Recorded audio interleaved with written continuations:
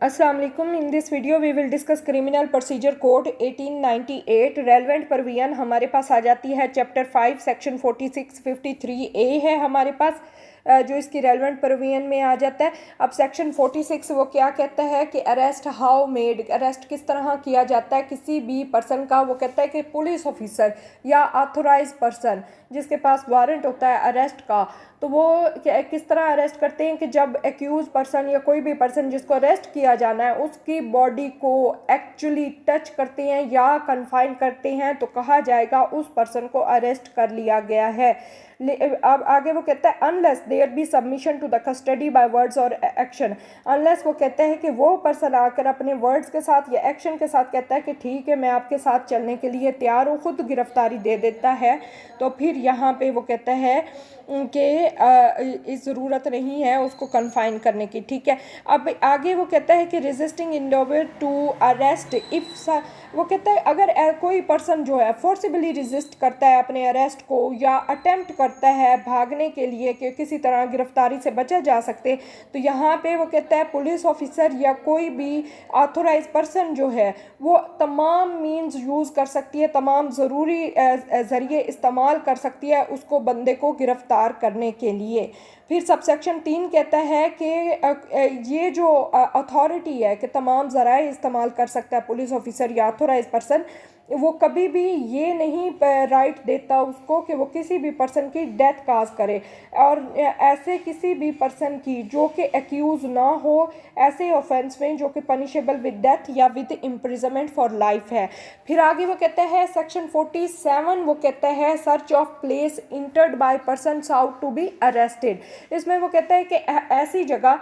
एक पर्सन जिसको अरेस्ट करना है, जिसको गिरफ्तार करना है, ठीक है, वो क्या है कि ऐसी जगह घुस चला जाता है जो कि किसी कोई पर्सन वहाँ पे रह रहा है, ऑलरेडी रिजाइड कर रहा है, या कोई पर्सन वहाँ पे इंचार्ज है, वो किसी भी हाउस या बिल्डिंग में चला जाता है। अब अगर कोई पुलिस ऑफिसर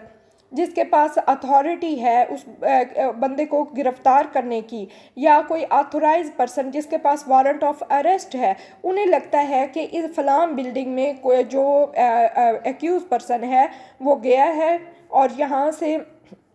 उन्हें लगता है कि उसको यहाँ से गिरफ्तार किया जाना चाहिए, तो फिर क्या है कि जो पर्सन वहाँ पे रह रहा होगा या जो उस बिल्डिंग का इंचार्ज होगा वो क्या करेगा कि इनकी डिमांड पे, पुलिस ऑफिसर की या ऑथोराइज पर्सन की डिमांड पे उन्हें अलाउ करेगा या कि वो फ्रीली इंटर हो सकें उस बिल्डिंग में या उस जगह पर, और उन्हें तमाम रीज़नेबल जितनी भी फैसिलिटीज़ हैं वो प्रोवाइड करेगा। फिर सेक्शन 48 जो है ये कहता है प्रोसीजर वेयर इंग्रेंट्स नॉट ऑब्टेनेबल। अब यहाँ पे वो कहता है अगर ऐसी जगह जहाँ पे जो फ्री एक्सेस जो है, फ्री इंट्रेंस जो है वो हासिल नहीं की जा सकती, तो फिर वो कहते हैं कि अगर पुलिस ऑफिसर या ऑथोराइज पर्सन फ्रीली किसी भी बिल्डिंग में किसी भी ऐसी जगह पे जहाँ पे एक्यूज छुपा हुआ है वो वहाँ जाके उसको अरेस्ट नहीं कर सकते, डिस्पाइट कि वो अपना अरेस्ट वारंट भी दिखा रहे हैं, तो फिर भी वो नहीं जा सकते। तो फिर क्या है यहाँ पे लॉफुल है in any case for a person acting under warrant, उसके लिए या जो जिस पर्सन के या ऑथोराइज पर्सन के लिए या पुलिस ऑफिसर के लिए कि वो ऐसी जगह पर जाएं सर्च के लिए, जब वो जाते हैं वो ऐसी जगह जाएं तो उसमें इंट्रेंस के लिए वो उसका आउटर या इनर डोर जो है उसको तोड़ सकते हैं, उसकी विंडो तोड़ सकते हैं उस घर की या जगह की। ठीक है,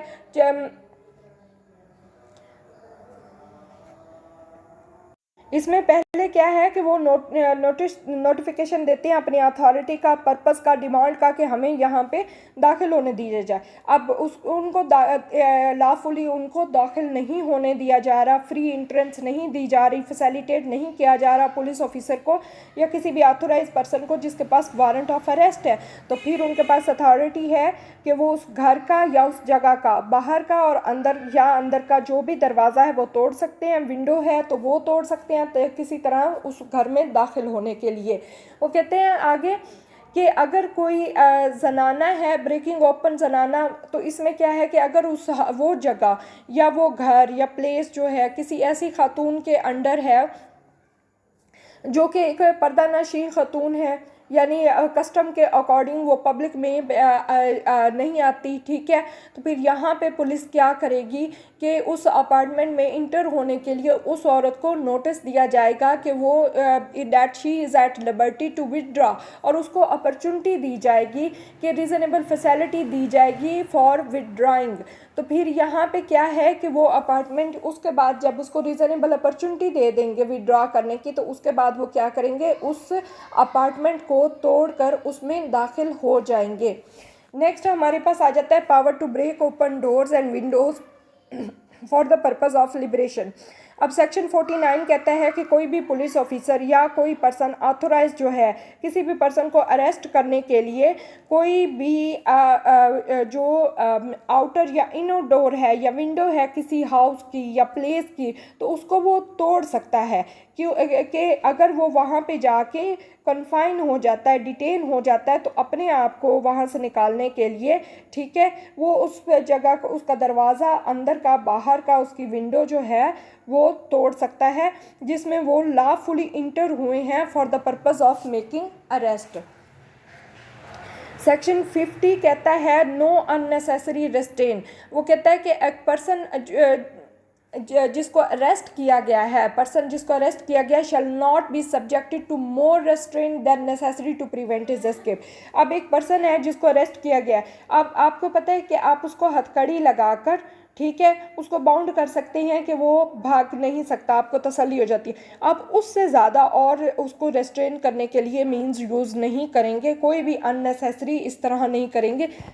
इतनी सफिशेंट है जितनी में आपको लगता है कि वो पर्सन अब भाग नहीं सकेगा या भागने की कोशिश नहीं करेगा। अब सेक्शन हमारे पास आ जाता है 51 सर्च ऑफ अरेस्टेड पर्सन। अब इसमें वो कहता है कि कोई भी पर्सन जो है अरेस्ट हो गया, गिरफ्तार हो गया, तो उस गिरफ्तार पर्सन की पुलिस ऑफिसर ने किया है अंडर अ वारंट, ठीक है, लेकिन ऐसे ऑफेंस के लिए we does not provide for taking bail, जिसमें वो बेल नहीं ले सकता, और under a warrant provide for taking bail, वो ऐसे वारंट में जिसमें वो बेल तो ले सकता है, लेकिन वो पर्सन जो अरेस्टेड है वो अपनी बेल को फर्निश नहीं करवा सकता, या पर्सन जो है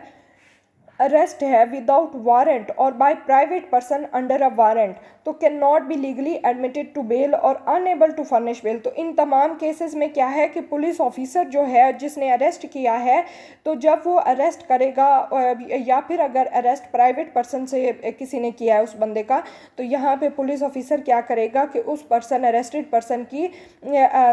तलाशी लेगा, ठीक है। तलाशी लेने के बाद उसके जितने भी आर्टिकल्स रिकवर हुए हैं उनको सेफ कस्टडी में रख देगा, other than necessary wearing apparel foundable, सिवाय उसके कपड़े वगैरह के जितनी भी चीज़ें उससे रिकवर हुई होती हैं उसको सेफ कस्टडी में रख दिया जाता है। फिर जब वो मुलजिम रिलीज़ किया जाता है तो उसको वो चीज़ें वापस दे दी जाती हैं।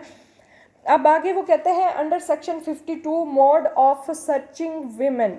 अब खातून को किस तरह उसको सर्च किया जाता है। 52 सेक्शन कहता है कि जब भी किसी खातून को की तलाशी लेनी हो तो ये ज़रूरी है कि वो तलाशी हमेशा दूसरी औरत ले, कोई मेल किसी भी फ़ीमेल की तलाशी नहीं ले सकता, और जो भी दूसरी औरत उस औरत की तलाशी लेगी तो वो किस तरह लेगी, with strict regard to decency. आगे हमारे पास आ जाता है सेक्शन 53, इसमें वो कहता है power to seize offensive weapons. अब ये कहता है कि कोई ऑफिसर या कोई भी पर्सन जिसने किसी भी बंदे को, किसी मुलजिम को गिरफ्तार किया है अंडर दिस कोड, तो फिर क्या है कि वो उस पर्सन अरेस्टेड पर्सन जो है उससे अगर कोई ऑफेंसिव वेपन्स जो हैं वो मिले हैं तो वो उन ऑफेंसिव वेपन्स को ले लेगा और उनको डिलीवर करेगा, तमाम वेपन्स को कोर्ट के तरफ, या फिर officer before which or whom the officer or person making the arrest is required by court to produce the person arrested। अब वो कहता है कि अगर किसी पर्सन से आप वेपन जो है वो रिकवर हुए हैं तो फिर पुलिस ऑफिसर या फिर ऑथोराइज पर्सन जो अंडर वारंट एक्ट कर रहा है वो क्या करेगा कि कोर्ट के सामने वो वेपन पर